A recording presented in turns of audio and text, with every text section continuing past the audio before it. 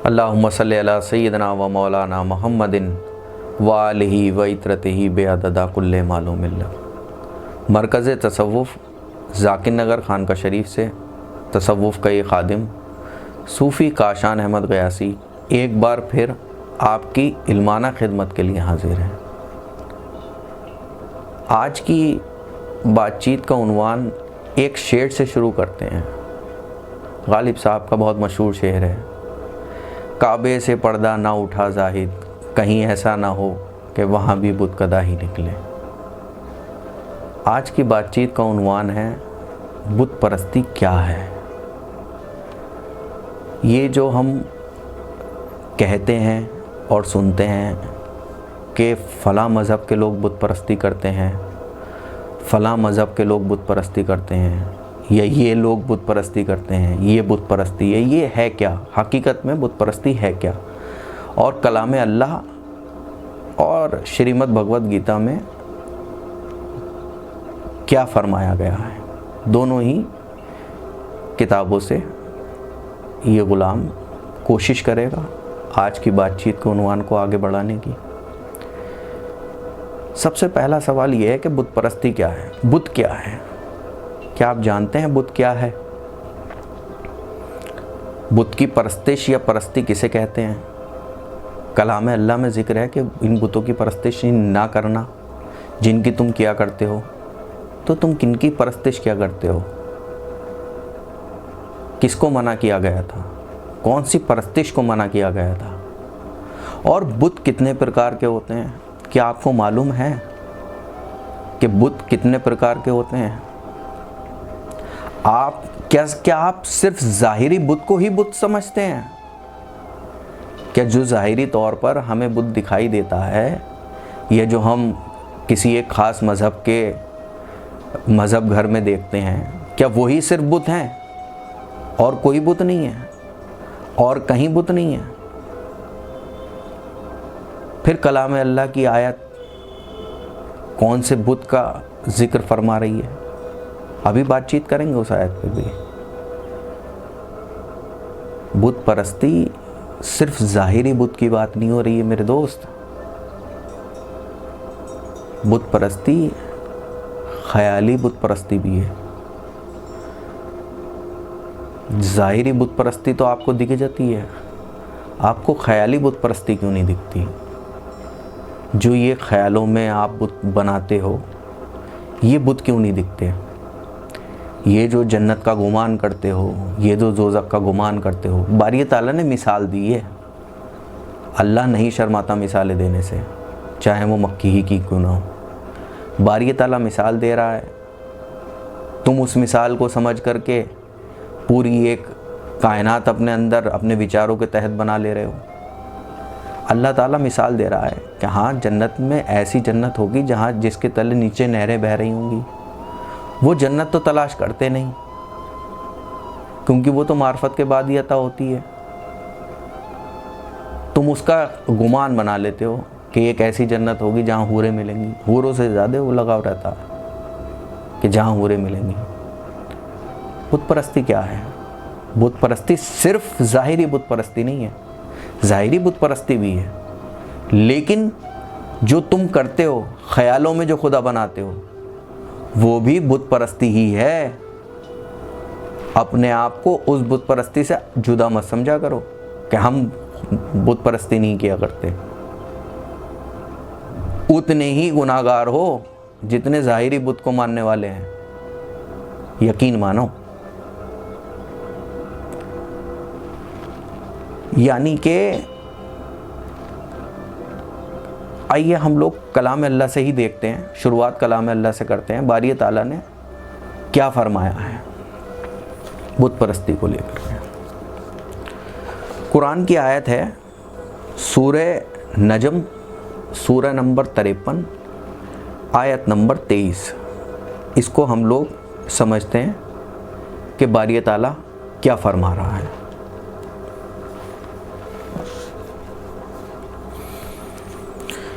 ये नहीं सिर्फ नाम हैं जो तुमने और तुम्हारे बाप दादा ने रख लिए हैं, ये जो तुमने और तुम्हारे बाप दादा ने रख लिए हैं, ये सिर्फ नाम हैं। हकीकत क्या है?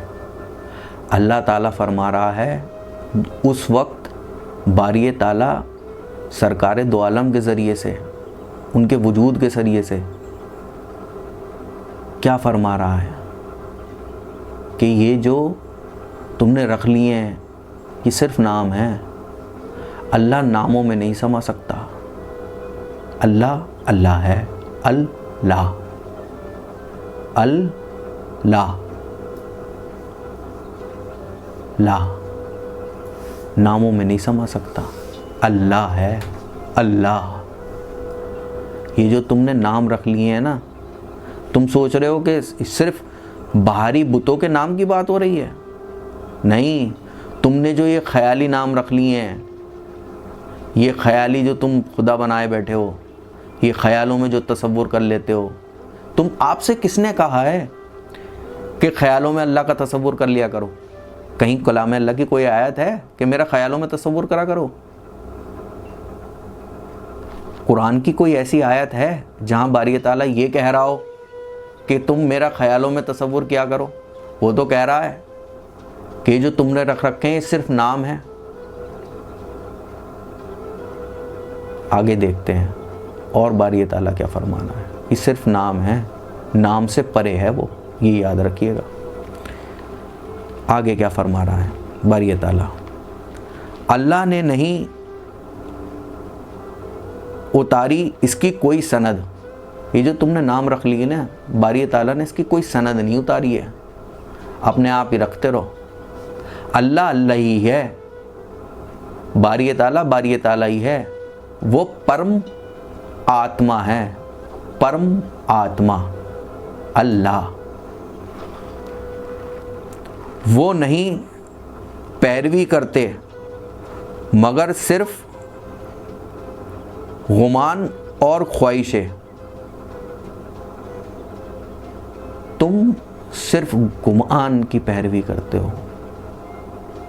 गुमान में तुमने खुदा बना रखा है कि हमारा ये गुमान है कि अल्लाह है, एक नूर है, नूर जैसा अल्लाह होगा और ऐसे तरीके से दर्शन देगा, इस तरीके से बारी ताला आएगा और इस तरीके से लाइन लगी हुई होगी। क्यों ख्यालों में क्यों बना रहे हो? अगर ये बात अल्फाज से भी कह रहे हो तो ख्यालों में एक इमेज क्रिएट हो जाती है। जब आप ये बात कह रहे हो तो एक इमेजिनेशन आप क्रिएट कर रहे हो कि उसकी इमेजिनेशन बना रहे हो अंदर ही अंदर कि वो ऐसा होगा और उस तरीके से हम लोग खड़े होंगे और अल्लाह ताला ऐसे आएगा। इमेजिनेशन जो है ना, इमेजिनेशन गुमान जो तुम कर रहे हो, इसको बारी ताला मना कर रहा है अल्लाह कलाम अल्लाह में कि इसकी पैरवी मत किया करो। ये जो तुम गुमान करते हो कि ऐसा होगा, वैसा होगा, ये होगा, ख्याल किसी भी चीज़ का हो, ख्याल नहीं आना चाहिए। ख्यालों के परे है बारी ताला।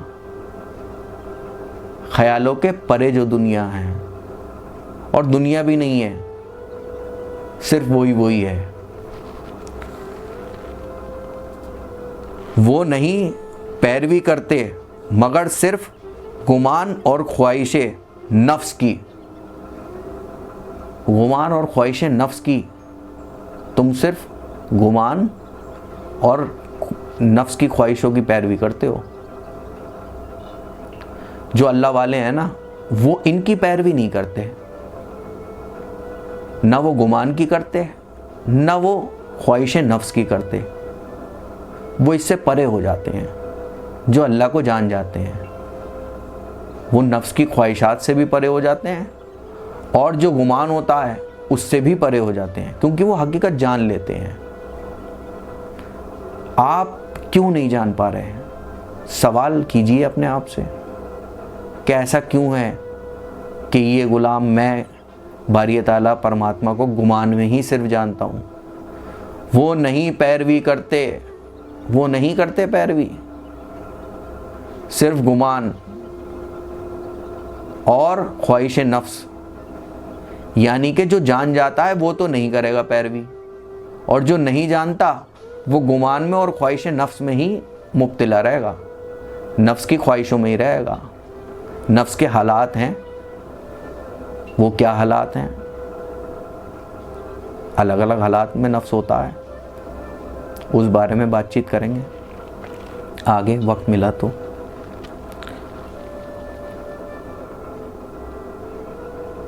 हालांकि इनके रब की तरफ से इनके पास हिदायत पहुंच चुकी है, अल्लाह ताला की तरफ से आपके पास आपके गुमान और आपके ख्वाहिश नफ्स को छोड़ने की हिदायत पहुंच चुकी है।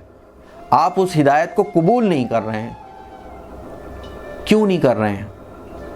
ऐसी क्या वजह है?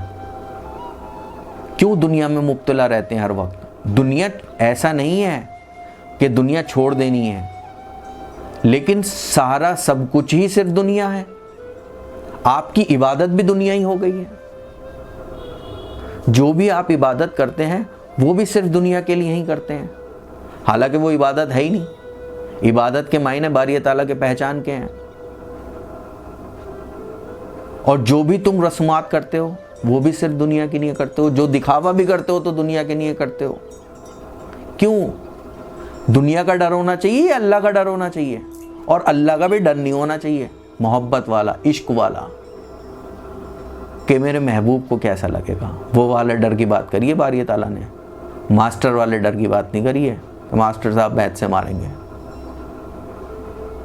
महबूब वाली, लैला और मजनू वाली। मजनू सोच रहा है कि मेरी लैला को कैसा लगेगा अगर मैं ऐसा करूँगा। तो तुम मजनू क्यों नहीं हो जाते उसके? उसे अपनी लैला क्यों नहीं तस्लीम कर लेते? बहरहाल हिदायत तो पहुंच चुकी है, मानना ना मानना आपके हाथ में है। तो बुत परस्ती सिर्फ ज़ाहिरी नहीं है, जो गुमान के ज़रिए करते हैं आप, वो भी बुत परस्ती ही है। और भी जगह बारी ताला ने कलाम अल्लाह में गुमान का जिक्र किया है। आप चाहें तो इस गुलाम से रेफरेंस ले सकते हैं, बाकी आप भी खुद रिसर्च कीजिए कलाम अल्लाह पर। एक एक आयत को, एक एक आयत के मायनों को समझने की कोशिश कीजिए कि बारी ताला कहना क्या चाह रहा है। कि तुम तो पैरवी करते हो गुमान की और ख्वाहिश नफ्स की। किस लिए करते हो? इसलिए करते हो क्योंकि आपने बारी ताला को जाना नहीं है। जिस दिन जान जाओगे उस दिन गुमान भी नहीं रहेगा और ख्वाहिश नफ्स भी नहीं रहेगा, नफ्स की ख्वाहिशात भी नहीं रहेंगी। नफ्स के हालात हैं, इस बारे में बातचीत करेंगे आगे वक्त मिला तो इस बारे में। और पहले भी इस चैनल मरकज़ तसव्वुफ़ से नफ्स के हालात पर बातचीत हो चुकी है, दोबारा भी बातचीत करेंगे नफ्स के अलग अलग हालात के बारे में। खुदा तो अकबर है, अल्लाह हु अकबर है, वो निरंकार है, उसका कोई आकार नहीं है। तुम आकार बना लेते हो, क्यों? तुम उसका किसी भी तरीके का आकार ही क्यों बनाते हो? किसी भी तरीके का। जब तुमने उसे देखा नहीं है तो तुम उसका आकार कैसे बना सकते हो? चाहे निरंकार ही बनाओ, उसका आकार नहीं भी बनाओ, ख्याल में अगर ये आकार भी बन रहा है कि उसका कोई आकार नहीं है तो भी आकार ही है। यानी आप अगर ये ख्याल में तसव्वुर कर रहे हैं कि उसका कोई आकार नहीं है और ये तसव्वुर कर रहे हैं कि वो निरंकार ऐसा हो सकता है, वो वैसा नहीं है जैसा आप सोच रहे हो, क्योंकि वो आपके ख्यालों से परे है। निरंकार है, अल्लाह अकबर है, उसका कोई आकार नहीं है। जितना भी आप उसको आकार देने की कोशिश कर लो, आप ज़ाहिरी तौर पर तो कहते हैं ये बात, ज़ाहिरी किसी भी दूसरे मज़हब के लोगों को देख करके, कि ये तो बुत परस्ती करते हैं, अल्लाह का तो कोई आकार ही नहीं है। ये आकार ना दे करके ख्यालों में जो आकार बना रहे हो उसका क्या होगा? वो क्या है? वो कुछ नहीं है। तुम करो तो बहुत ठीक, दूसरा करे तो बुत परस्ती। वही वाह, ये तो कोई बात नहीं हुई। ऐसा क्यों है? एक बात ख्याल रहे, अगर हम ख्याली खुदा बना रहे हैं तो हम माबूद बन रहे हैं, बनाने वाले हैं। और वो आबिद होना क्या चाहिए? वो माबूद है। और तुम ख्याल बना के क्या कर रहे हो? तुम ख्यालों में खुदा बना रहे हो ना। जब बना रहे हो, बनाने वाला कौन होता है? माबूद। तुम माबूद हो या वो माबूद है? कौन है माबूद? सवाल क्या करो, ऐसे चुप मत रहा करो। ख्याली खुदा की परस्तिश करना छोड़ दो, हकीकत के खुदा को जानने की कोशिश करो, बारी ताला की पहचान हासिल करने की कोशिश करो, किसी भी सूरत में हो, यानी किसी भी कीमत पर हो, उसकी पहचान होनी चाहिए। सवाल ये नहीं है कि सिर्फ सूफी ही के ज़रिए पहचान हो सकती है। सवाल सिर्फ इतना है कि आप ख्याली खुदा की परस्तिश करना छोड़ दें और हकीकत के खुदा की पहचान हासिल करें। आइए हम लोग स्वामी अड़गड़ानंद महाराज जी की यथार्थ गीता से जानने की कोशिश करते हैं। अब वो लोग भी सुन लें जो ज़ाहिरी बुत परस्ती करते हैं। ये तो ख्याली बुत परस्तों के लिए था। वो लोग भी सुन लें जो ज़ाहिरी बुत परस्ती करते हैं। स्वामी अड़गड़ानंद महाराज जी क्या कह रहे हैं श्रीमद् भगवत गीता की टीका यथार्थ गीता में। महापुरुष और उनकी कार्य प्रणाली। महापुरुष दुनिया में सत्य के नाम पर फैली और सत्य से प्रतीत होने वाली कुरीतियों का शमन करके कल्याण का पथ प्रस्तुत करते हैं। यह पथ भी दुनिया से पहले से रहता है, दुनिया में पहले से रहता है, किंतु उसी के समांतर उसी की तरह भासने वाले अनेक पथ प्रचालित हो जाते हैं। उनमें सत्य से सत्य को छांटना कठिन हो जाता है कि वस्तुतः सत्य क्या है, हकीकत क्या है। महापुरुष सत्य स्थित होने में उनमें सत्य की पहचान करते हैं। सत्य स्थित होने में उनमें सत्य की पहचान करते हैं। जो सत्य को जान गया उसके जरिए से सत्य की पहचान करते हैं, उसे निश्चित करते हैं और उस सत्य की ओर अभिमुख होने के लिए समाज को प्रेरित करते हैं, यानी दावत देते हैं कि भाई बारी ताला की पहचान, बारी ताला की मार्फत, परमात्मा की मार्फत इस तरीके से हो सकती है, और वो उसकी दावत देते हैं। उस महापुरुष के तहत वो महापुरुष या वो महापुरुष खुद दावत देता है कि बारी ताला की, परमात्मा की पहचान हासिल कर लो। जिस तरीके से इस गुलाम ने की, मैंने की, उस तरीके से आप बारी ताला की पहचान हासिल कर लो, वो दावत देता है। और बाकी उसके ज़रिए से उसके जो अर्जुन भगवान श्री कृष्ण के शिष्य रहे, उन्होंने भगवान श्री कृष्ण के ज़रिए से मार्फत हासिल की, तो भगवान श्री कृष्ण को उसके बाद उन्होंने बाकी लोगों को बताया कि अगर आपको मार्फत हासिल करनी है तो आप केशव के ज़रिए कर सकते हैं। इस लाइन के ये मायने हैं। यही राम ने किया, यही महावीर ने किया, यही महात्मा गौतम बुद्ध ने किया, यही ईसा ने किया, यही प्रयास सरकार दो आलम ने किया। कबीर, गुरु नानक इत्यादि ने, सब जितने भी महापुरुष हैं, जितने भी सूफी, औलिया, अल्लाह जितने भी हैं, सब ने यही किया। महापुरुष जब दुनिया से उड़ जाता है, कीमती बात अब ये है, महापुरुष जब दुनिया से उड़ जाता है, यानी जब वो पर्दा कर लेता है, तो पीछे के लोग उसके बताए मार्ग पर न चलकर उसके जन्म स्थल, मृत्यु स्थल और उन स्थलों को पूजने लगते हैं। जो महापुरुष मार्फत हासिल कराता है उसके मार्ग पर तो नहीं चलते, सरकार दो आलम के मार्ग पर तो नहीं चलते, भगवान श्री कृष्ण के मार्ग पर तो नहीं चलते, भगवान महावीर जैन के मार्ग पर तो नहीं चलते, लेकिन उसे पूजने लगते हैं। हम सरकारे दो आलम से उनके पद पे चलना इंपॉर्टेंट है, उनकी पूजा करना, उनसे कितनी अकीदत करते रहो, वो अकीदत काम नहीं आएगी। काम आएगी उनके पथ पे चलना। जिस पैगाम को सरकारे दो आलम ने दिया उस पैगाम पर अमल करना और बारी ताला की मार्फत हासिल करना।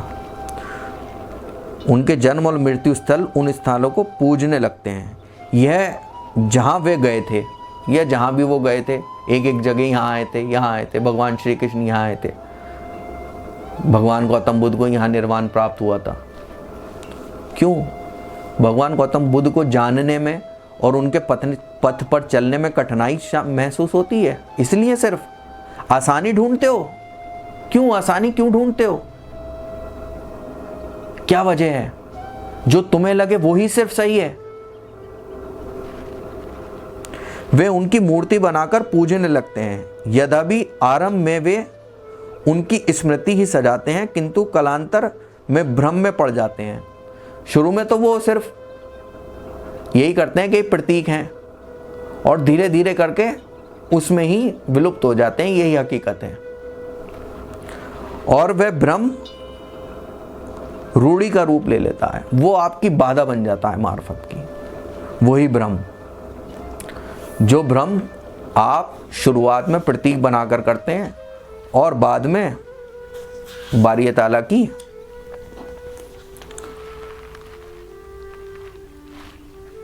आगे क्या लिखते हैं स्वामी अड़गड़ानंद महाराज जी?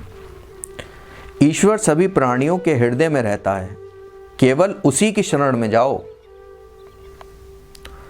बारी ताला की शरण में जाओ, ईश्वर की शरण में जाओ। वो हर प्राणी के हृदय में है। कोई महापुरुष जो स्थित प्रज्ञ है, वो जान गया है, उसकी शरण में जाओ जो जान गया है। और जानो, ये नहीं उसे पूजो। उसे पूजने से काम नहीं चलेगा कि उसकी पूजा करनी शुरू कर दो। अब ये मत कहना कि भक्ति मार्ग और ज्ञान मार्ग, हाँ, भक्ति मार्ग में भी ज्ञान मार्ग का योगदान है, और वो भक्ति तुम्हारे अंदर है नहीं। पहली बात, अगर तुम भक्ति मार्ग और ज्ञान मार्ग का यहाँ पर आकर के ये सवाल उठाते हो कि भक्ति मार्ग से भी बारी ताला को हासिल किया जा सकता है, वो भक्ति है कहाँ? वो भक्त हो, वो भगवान श्री कृष्ण के भक्त हो जो अर्जुन थे? पहले ये सवाल करो। वो मौलाए कायनात मौला अली करमुल्लाह वजुल करीम की जो इश्क और मोहब्बत सरकारे दो आलम से थी, वो है आपके अंदर? अगर भक्ति मार्ग की बात कर रहे हो, अगर वो नहीं है तो मार्फत कैसे हासिल होगी? वो इश्क और वो तड़प नहीं है तो? अगर ये कहते हो कि उनकी शरण में जाओ, उनकी शरण में जाओ, यकीन मानो जो बुद्ध पुरुष हैं, जो बुद्ध तत्व को जान चुके हैं, जो बारी ताला की मार्फत हासिल कर चुके हैं।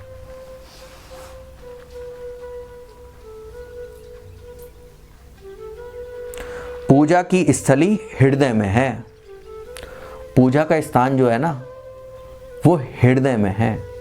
हृदय कहाँ है? हकीकत का दिल जो है वो हृदय है, जिसे सरकार ख्वाजा गरीब नवाज ने हकीकत का दिल बनाया है। ये गोश्त का लोथड़ा नहीं, हृदय ये नहीं है, बाहर नहीं है।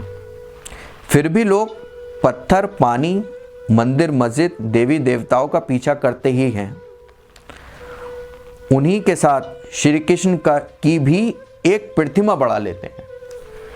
यानी पानी, पत्थर, गंगा पूजने से काम नहीं होगा, गंगा को जान लेने से काम होगा। गंगा क्या है, कौसर क्या है, जब तक जानोगे नहीं, जब तक काम नहीं बनेगा।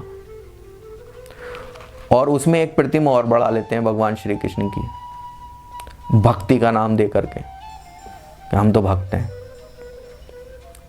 उनकी शरण में क्यों नहीं जाते, उनके पथ पे क्यों नहीं चलते, जो पथ उन्होंने अर्जुन को बतलाया।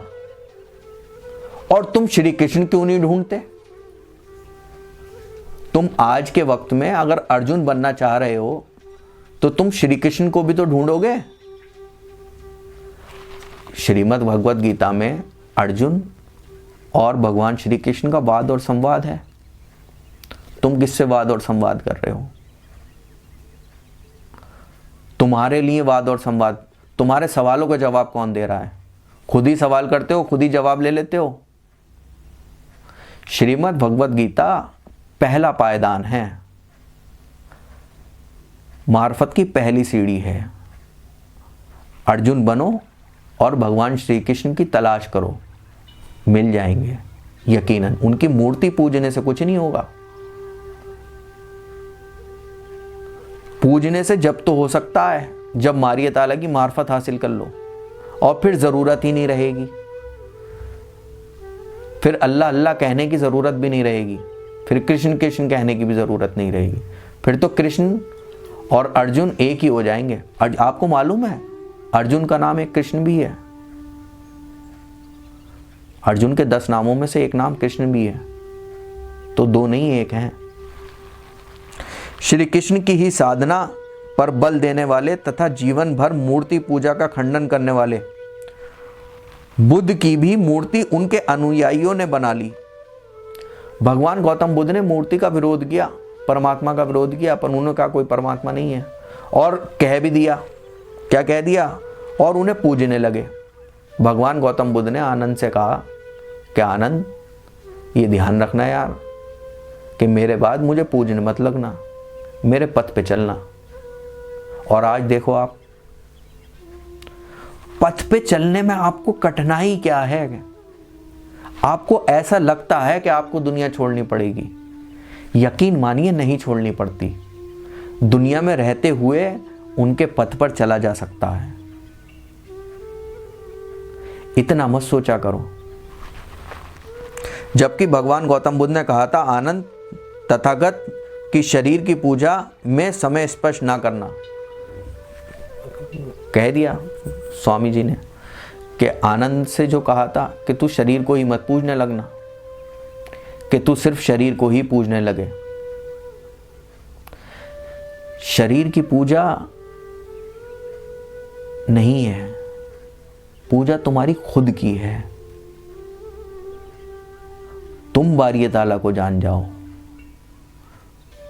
तुम भगवान श्री कृष्ण को जान जाओ। श्री कृष्ण कहाँ है?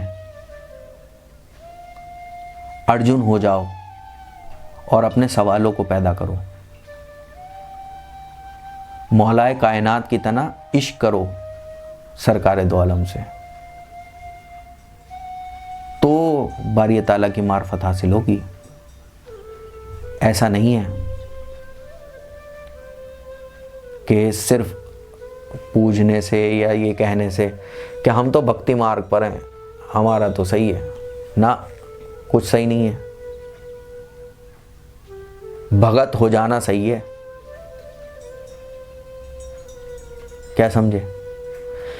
वो जो ख्याली बुतों की पूजा कर रहे हैं वो भी ख्याली बुत की पूजा ना करें, और वो जो भगवान श्री कृष्ण की प्रतिमा बनाकर उन्हें पूज रहे हैं, उन्हें उनके पथ पर ना चल करके, वो भी उतनी ही बड़ी गलती पर है। उनके पथ पर चलिए जो उन्होंने पथ बतलाया है, और श्री महापुरुष की शरण में जाओ। किसी महापुरुष की शरण में जाओ और हकीकत को जानो। हकीकत क्या है? मार्फत के तालिब बनो। क्या समझे?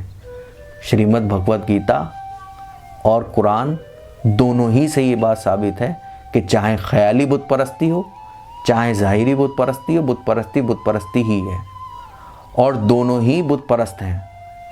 ख्याली खुदा को भी मत ढूंढो और ज़ाहिरी बुत में भी खुदा मत ढूंढो।